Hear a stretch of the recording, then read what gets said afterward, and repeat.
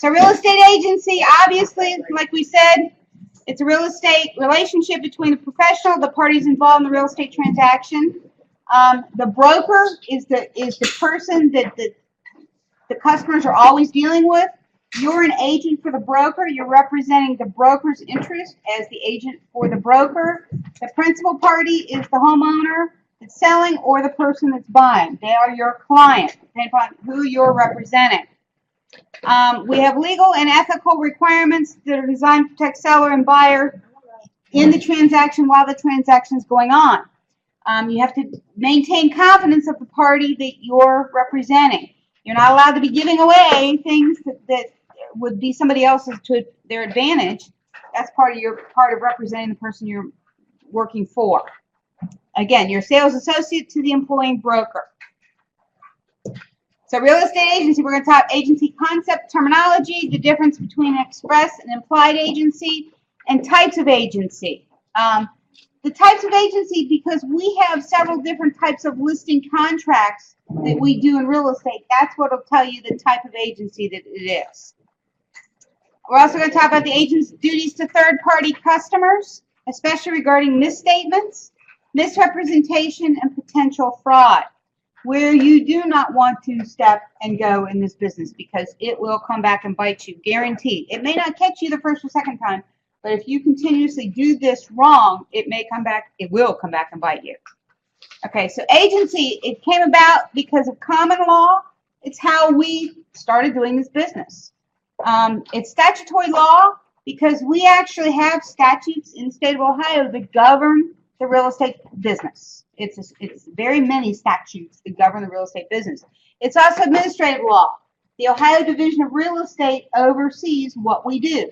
They create the tests. They approve the companies that are doing the real estate education.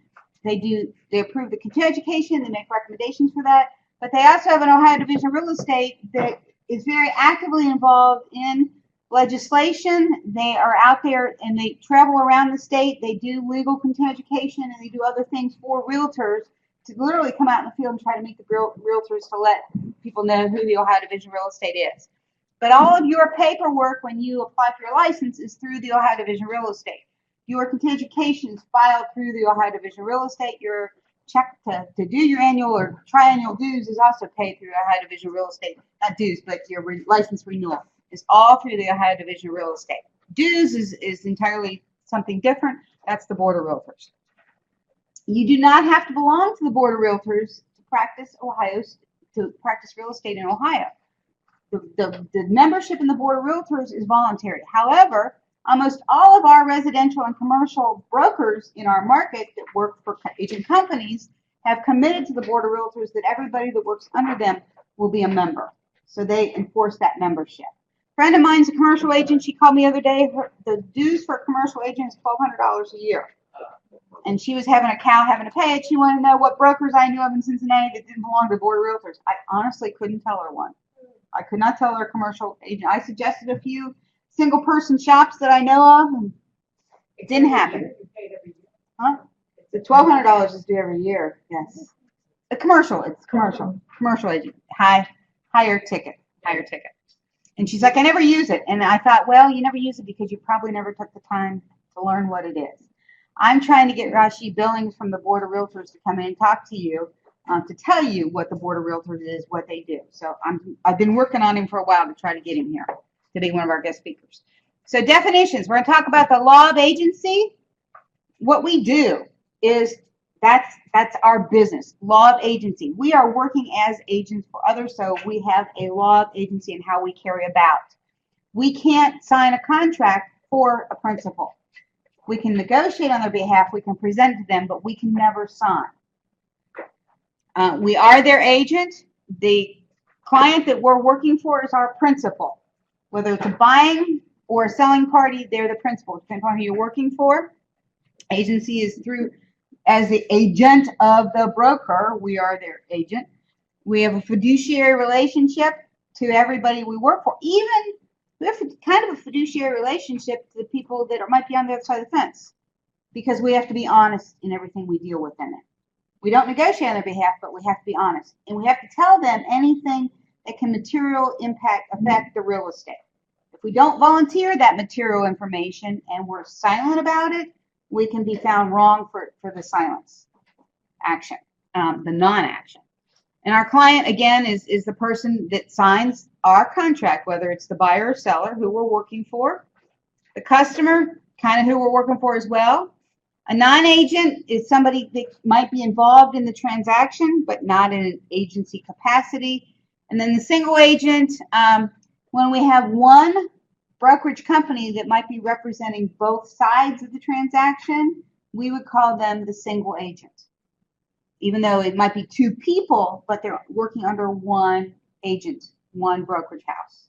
So let's say I've asked you to sell my home, and then you come to me with the prospect of doing dual agents. Can I say, no, I'm not comfortable with that? Absolutely. And then you would still be committed to me and that. Whoever I sign first, exactly. Whoever I sign first. Okay. Or I tear up the contract and don't represent you anymore.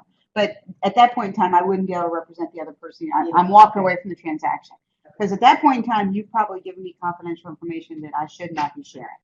So why would a seller then agree to that? Because to me, they're not getting the best, you know what I'm saying? The example I gave last week about the open house. Let's say we're running an open house and somebody comes in and they're ready to buy right now. They're ready to sign paperwork. They're ready to do everything. And that you feel like as the listing agent, you've got a qualified buyer. You may go back to the seller and say, listen, we can make this happen like really quick if you let me work with both parties. I won't give any confidences away. I already know what you want. I don't know anything about them. All I'm going to do is carry paperwork back and forth to help us make sure we have a deal. So okay, let's say the house is $250 and they want to offer $235, and me as the seller said, no, that's way too low. What should I go back with? Do you know what I mean? So then, yeah, I'm still representing you, okay. But I still might go back to them and say, hey, $250 is the asking price. You need to up your offer. Okay. I'm not going to say you have to up your offer to get to here. You need to up your offer. Okay. What happened to me is I had an agent representing me. We negotiated what the asking price was, going to be $330 on a house. He heard all of our conversations. He knew that we might accept $300. He came back with an offer of like $285, and he came back to me and said, and he was also kind of representing the buyer, but he came back to me and said, I brought you a good offer, a decent offer. I think you should take this. And that's when I said, who are you representing? And from that day forward, I would not use him as a broker anymore because I felt like he violated that agency disclosure. So we have those, that's why we're there doing all this, to make sure that people understand who's playing for what side. Okay. That's what agency, and we'll talk about agency disclosure tonight. So creations of agency. We have express agency. Everything we do in real estate should be express.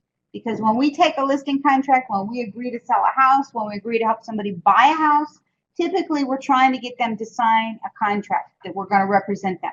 That's express. When it's in writing, it's signed.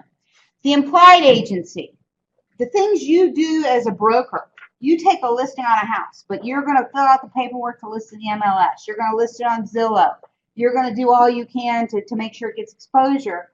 That's part of the implied role of what you're doing as an agent for the seller. They expect you're going to carry on and do things that would be the normal routine of your business. They don't have to sign a contract that says you're going to do 1, 2, 3, 4. They expect as an agent you should be doing 1, 2, 3, 4 because that's your business. So they don't have to put all that in writing. Most of our contracts are very thorough and they cover all that, but they don't have to do it. It's implied that you have knowledge, you're going to act on their behalf, you're going to do the job. Compensation, it's an open book. We have a rule in Cincinnati. It's not a rule, but we generally say it's going to be 6 or 7%. Again, that's a generalization about our market. And when Hunter was here last week, he said the buying agent always gets 3%. The listing agent would get 4% on that 7% split. Again, that's an understood thing. That's how we assume the business is going to be in Cincinnati. Everything in our world is negotiable.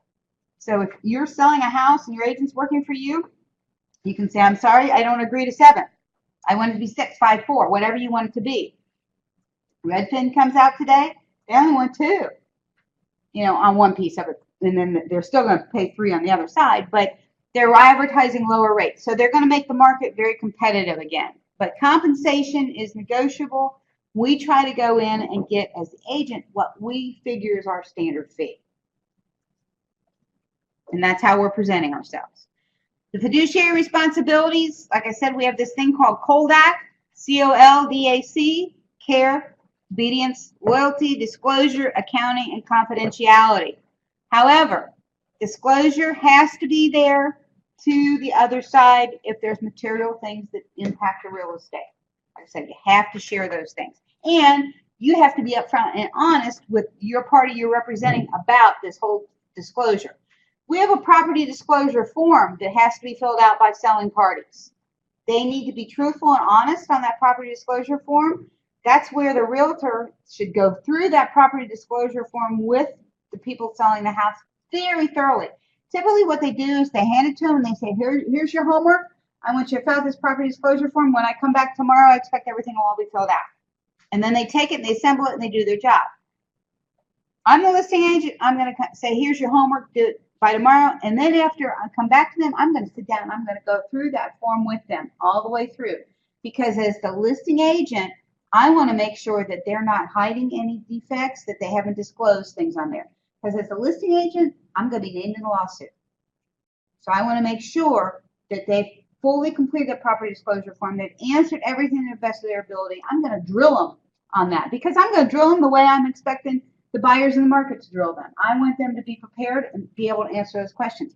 Live in a house for 30 years and you told me you haven't done anything to this house. I'm sorry, I don't believe that. You've had to do something in 30 years. You know, again, you've lived here 3 years, but I see you've got a new roof on the house or you've done some new things, you know, wiring or other things like that. Tell me who did this work. What happened? Why did you do it? Did you have a roof leak? Did you have a power failure? Did you have an outlet that zapped somebody? Did you have something blow up? You know, why did you go through this whole process of doing this work? That'll answer my questions to help me with property disclosure form. What made you take that step and do that work? What did you see wrong with the property that made you feel like you have to do this? Types of agency relationships. The general agent represents the principal in certain business matters, generally. The special agent represents the principal only for specified transactions. In real estate world, we are typically what's called a special agent. We are only hired to either help somebody buy a house or help somebody sell a house or help them lease. But we are a special agent because we are only hired for that real estate piece. We're not their lawyer. We're not their accountant. We're not doing all kinds of other things for them. Disclosure of agency. Again, we have to disclose which parties we represent. When I started the business, everybody said the seller pays you. All realtors are paid by the seller. All realtors represent the seller. In the early 90s, they actually came out with agency disclosure forms. And then we said, wait a minute, that you can represent the buyer. It's natural to have two sides negotiating on behalf of either party, bringing their expertise to the table. In the commercial world, we've been doing that for a long time, but we still didn't have agency disclosure forms. By the way, the agency disclosure form that we use in residential is the same exact form we use in commercial. It does not change. Contracts change, but the agency disclosure form is the same exact piece of paper.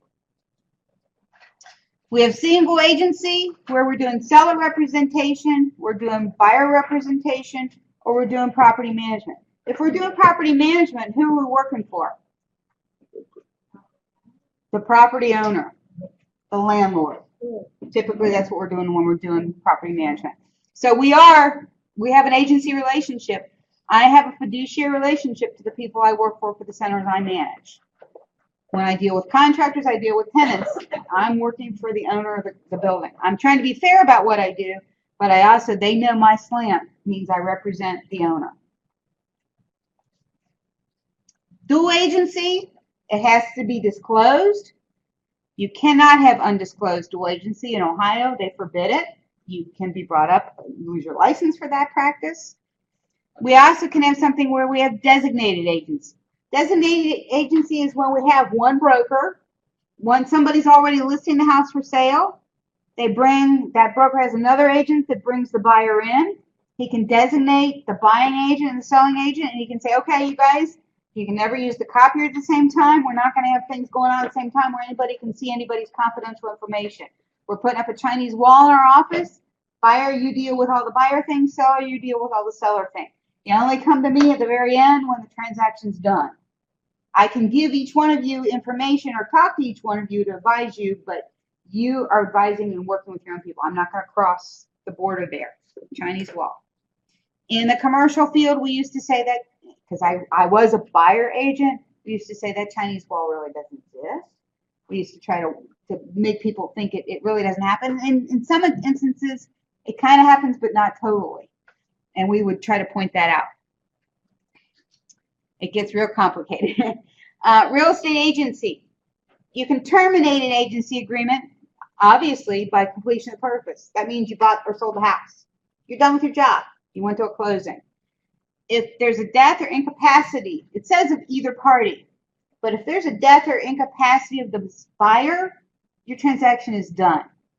If there's a death or incapacity of the seller, you're going to work for the seller's estate. So it's not done. You can keep moving forward, but you're going to, all of a sudden, you're going to be working with attorneys or trustees or whoever is representing the seller's estate. If the property gets destroyed, obviously, we're going to stop a transaction.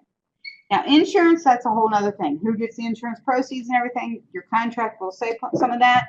But if the property is destroyed, we're not doing it. The contract expires. When you're an agent and you're calling on somebody and they have a listing agreement, they're trying to sell their house and they have a listing agreement, it runs for another week. You simply say, thank you for telling me that. I'll call you back next week after your listing's all done. You're not allowed to talk to them. No matter who has the listing, once they tell you they've got a listing, you step away. Unless they come back to you and say, you know what, I'm not at all happy with who I've got working for me. Please come visit me, come bring me information. Let them lead that discussion, because you will end up at the Board of Realtors with a problem by saying you went and started poaching on somebody else's business. We have the courtesy, this is all part of belonging to the Board of Realtors. We have a courtesy for other realtors. We don't poach on their business. So again, wait until the listing's done, and then thank you for telling me. I'll call on you next week. Tell me, is your listing done at noon? I'll call on you at 12:01 or 1 o'clock, but let's make sure your listing's done. Now, then the old agent may not know that they're not going to renew. That's not your business either. The mutual agreement. Most agents will tell their customers, I'm listing your house. If I do something at any time that you don't like and you no longer want me to be your agent, please tear up my contract. Give me notice, tear up the contract, we're done. I won't work for you anymore. That's typically part of the sales spiel. And the reason they do that is because if they're working for somebody that really doesn't want them to work, it's going to be very hard to get a transaction done entirely and keep people happy. So they tear up a contract by mutual agreement. Breach of one of the parties, one party breaches a contract. There's many ways to do that, but you're done. Operational law. If there's a bankruptcy or there's an eminent domain taking of the property or something's going on with the property, it's an operational law. That may be a reason to stop the transaction as well, to call it done. Customer service levels. This is something that Hunter was talking about last week. We have reasonable care and skill that we have to deal with everybody. Again, we're bringing our professional knowledge to the field. This is why it's important for you to train under professionals so you can kind of learn the business. This is not a business that you absorb or you can totally understand it by reading the book. You need to be out there in the field learning what's going on. But you have reasonable care and skill that you're going to give everybody. And after you've been in the business 3 years, 5 years, 10 years, 20 years, that reasonable care and skill is going to change because you're going to be getting more and more experiences. You're going to be better at what you do. You have to be honest and fair. That's with everybody you work with, honest and fair dealing. No, I represent this person. No, I can't tell you that information because I represent that person. I can encourage you to do things, make an offer. I can't tell you whether we accept it or not. I go back to my principle, but I can tell you, make an offer. I can encourage that kind of business. I can be honest and fair with you in doing that. Absolutely disclosure of material facts. No matter who we work for, if there are material facts, we tell everybody. Why? CYA. It's our CYA. We tell everybody involved that there's material problems with the property. We want them to know. I had a lady sit in the driveway ready to make an offer on the house, and they said, did somebody die in this house? And they said, yes. They tore up the contract. Most houses, if they're of any age, there's a good chance somebody probably did die in a house. But the people didn't want to buy the house because they thought it was Help me out. What's it start with an S? Stigmatized. Thank you. Stigmatized property. And I'll tell you, the lady that died in the house, it was not a pretty death. She was one of our trust customers. Fortunately, I didn't go in until it was already cleaned up. It had been months later by the time I got to the property. But every time I went to the property, the hair on the back of my neck stood up. I've been in lots of houses where people died. That was my job as a trustee, executor. Huh? She died or was she murdered? No, she died. She died of natural causes, but it wasn't pretty. She had an aneurysm. But every time I went in that house, the hair on the back of my neck stood up. No other house gave me that problem. And I've been in houses literally right after people died. That one just boogie wee. All the work I did for the 5 years I was there, that was the only one that bothered me.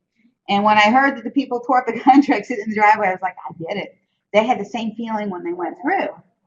That's just what it was. Now, do you have to tell people when a house, quote, is stigmatized? Stigmatized is what people's different beliefs are. You do not have to volunteer that as an agent, but if somebody asks you the question, you have to tell them the honest answer. But no, you don't volunteer the information. You don't say, oh, somebody died in the house. What if you don't know? If you don't know and they ask you, you say, I honestly don't know. Let's see what we can do to find out. But usually it's a yes or no answer or an I don't know. And I don't know, but we can talk to the neighbors or the listing agent or somebody else might be able to give us this information. Generally, the neighbors know. The neighbors will know. All we gotta do is knock on doors. But it's not our job. It's not our job to tell somebody the sexual offender lives next door. That's not our job.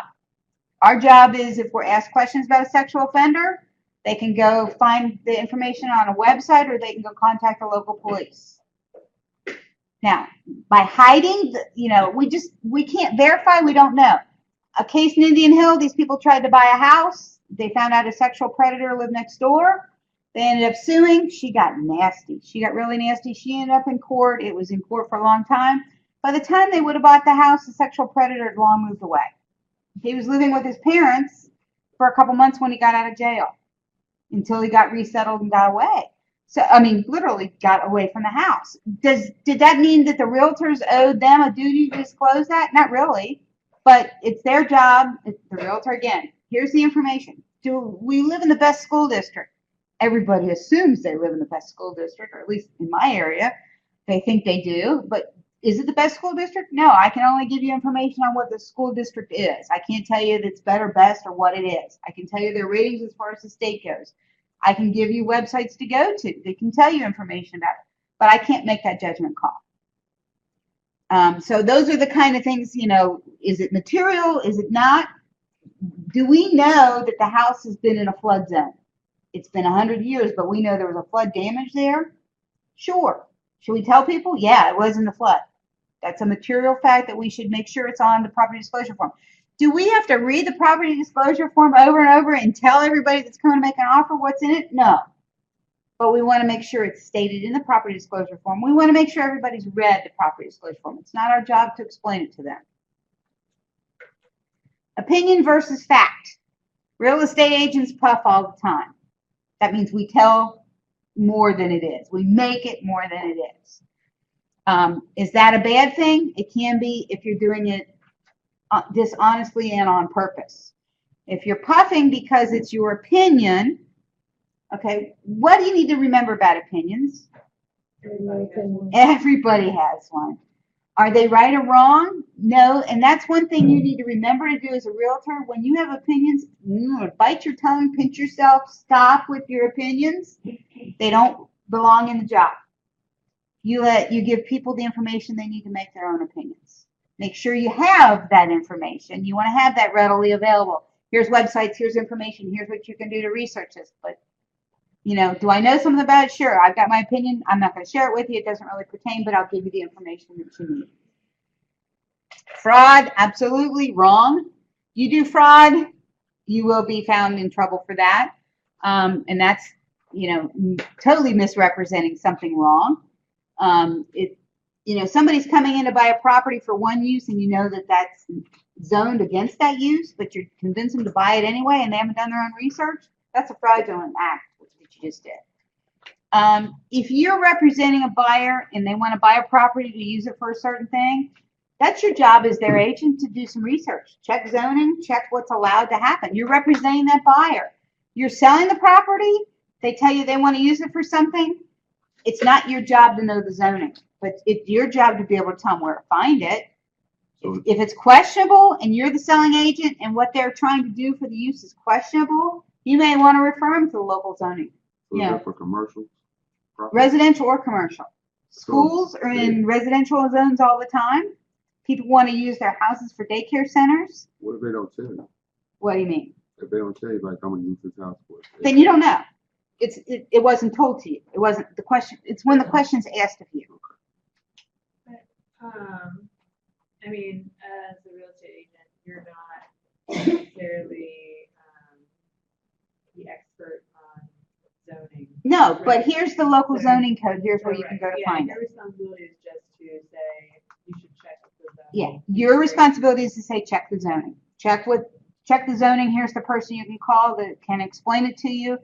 Or here's where you'll find the local zoning code in the information on the website. But again, that's the information that you should have at your fingertips whenever you take a listing. So that any kind of questions people can ask, and you'll learn this after you've been in the business for a while, any kind of question people can ask, you want to have a little file on the house you're representing so you can answer all those questions over time. Going back to the whole like disclosure thing, if someone goes to, puts an offer in on a building, gets an inspection, lots of nasty stuff comes out, they decide not to buy it, the seller has seen that inspection report, right? So the seller knows that there's foundation issues or, but they just put it back on the market and they don't give you access to previous inspection. So isn't that kind of knowing that there's something wrong and not disclosing it?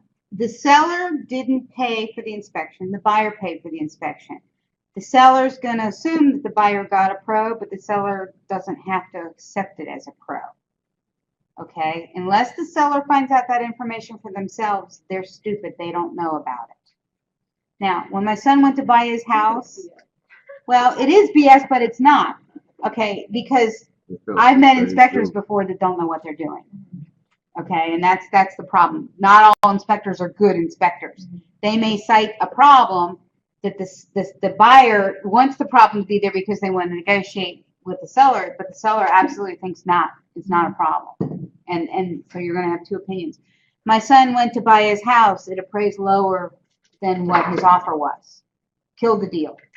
But they went back to the listing agent, his buying agent, went back to the listing agent and said, you now have an offer that's $5,000 lower than what the agreed upon price was. He can't buy it. He can back away. But if you want to lower the price, he's willing to buy it at the maximum level that his bank will give him. She was able to convince the listing agent and the sellers that because they knew that the house appraised at that number, that the house likely was not going to appraise higher in the time she was trying to sell the house because she was backed against the wall trying to get it sold. So it's kind of the same kind of thing, what do you know about it? When are you willing to accept that information? What if there's concrete evidence? Then they should put it on disclosure form to protect themselves. You're the agent, you heard about it, you're representing the seller, convince the seller to put it on there. If you can't convince the seller to put that information on it and it's concrete evidence, maybe it's time to get out of the transaction. So say there's obvious termite activity. And you can see evidence of that. And you can see evidence that's clear that it's active, then theoretically that's something that should be on the disclosure. Yes. Now, what they should do, what their selling agent should advise them to do, if they found active termite problems, they should go get it treated. What's the recommendation time after they get it treated that, quote, it'll be resolved? Did it do any actual damage to the house? It may not have done damage. They just may be present and you can get rid of them. But did it do structural damage? Did it make wood problems with the house? So I've always thought that when you're getting ready to sell your house, it could be a good idea to have an inspection so that you're aware of certain issues that you know the buyer is going to want remedied, like radon, you know. Mm-hmm. But is that a bad idea then? Because then You're inviting problems. you are then aware Right. of problems. But going down the road, do you feel better that you're aware of problems and that these problems have been fully out in the open, disclosed, and the transaction still happens? Or do you feel like by doing business that way, you'll lose business? That's your call to make. But if you lose business, did you lose business because you were doing the right thing? Is that so bad? Do you really want to be working for people that are trying to hide things that ultimately can hide things from you and get you stuck in the middle of a lawsuit? You know, going in, if you say, hey, this is how I do business, I want you to go ahead and get these inspections done because I really feel strongly that by knowing more, we're armed, we can take care of these problems before you actually put the house on the market, or we'll know about them, we'll know how to deal with them, we'll know how to mitigate the problems. There's nothing wrong with being that realtor and sticking to that code. You won't get as much business as somebody else might get, but you'll get better business. So that would be your call. But absolutely, somebody goes in, gets an inspection, and they find issues, yeah, you better let them know. You better put it on the form. When I sold the house as the trustee, we never actually lived in the house. We didn't have experience dealing with it. And so our property disclosure form, we'd sell as a trustee or as executor, no exact. And we put selling as trustee, as executor, we'd put that disclosure at the top of the form, then we'd sign it, and we wouldn't fill it out. We're allowed to be exempted from filling it out. The executor of the state can be exempted from filling it out, but anybody else that's been living in the house or had relations in the house should be filling that form out entirely. And when they know things or find things out, they should be listing it. Now, I got an inspection report that said I had termites. I went ahead and I treated. I got rid of them. I've had the house inspected. There's no problems with any wood problems or anything like that. It would behoove that person then to take that report and put it with their property disclosure form. And then we can show the world, hey, we found a problem and we've resolved the problem. So that, and maybe it takes a little longer because we've got to have time to deal with it, but we've moved it and we've gone to the next step. Nothing wrong with that. Negligent misrepresentation. We do things stupid all the time. That's negligent misrepresentation, but it can come back and bite you too. So that's kind of like giving an opinion or going further than you really should be going when you're talking about certain things. Don't go there. Just step back, let somebody draw their own conclusions, as long as you know it's not totally wrong. Disclosures, environmental hazards. If you know there's environmental hazards, you have to tell everybody. Property conditions, like you said, did you find it? Were you made aware of it? Is it proof positive to you as a realtor, but the sellers still don't agree with you? You're going to have some conversations about that. Stigmatized properties, again, what's stigmatized to one may not be stigmatized to somebody else. But we have to tell people if they ask us the questions, the yes or no answers. Was somebody killed in the house? We heard through the grapevine something happened here? You know, did that happen? Yes, but I don't know anything about it. It happened 20 years before I was in the neighborhood. I don't know anything about it. But yes, I can confirm something happened. It's stigmatized. Let them think about it. Megan's Law. This is also the sexual predator disclosures. What do we have to do? Give them the information on where they can go to seek the right answers. Police Department. Anytime you take a listing on the property, is it Cincinnati Police? Is it Fairfax Police? Marymount Police? Who is the police department? What's the phone number they can get in touch with? They want to check crime statistics, they can call the police department. It's not your job as a realtor to give that away. Do you know who the trash service is, the electric service? Does the I work in Westchester, and I get a break on my utility bill because Westchester Township negotiated that for everybody. Do I have to stick with that? No, but it's already on my utility bill because they negotiated for all the property in Westchester. You know, those are the kinds of things you'll want to learn about the property, and you'll want to share that information. Doesn't mean people have to stick with that, but that means that that village or township is going out of their way to try to make living there better. Fairfax provides trash removal. My mother pays for trash removal in Anderson Township. So depending on where they live, what's involved in the taxes in living in that property, how much of your services are covered versus not. That's all homework on the property that you should be learning. And that's it for 10.